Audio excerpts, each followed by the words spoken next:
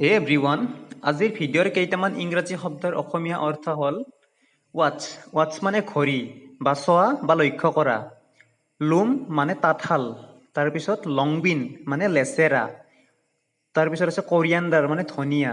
ৰৌ মানে মাছৰ কণী বা ডিম্বাণু বুলিও কয়। ৰটেন মানে গেলা, ঘলা বা পচা বুলি কয়। হোৱাইট বগা, শুকুলা বা শুভ্ৰ।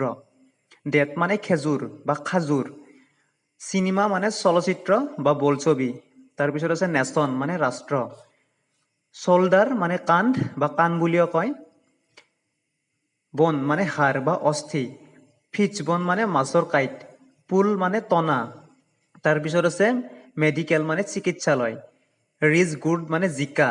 তাৰপিছত স্পঞ্জ গুড মানে ভোল। লেডিজ ফিংগাৰ মানে ভেন্দি। স্নিজ মানে হাঁচিয়া বা হাঁচি।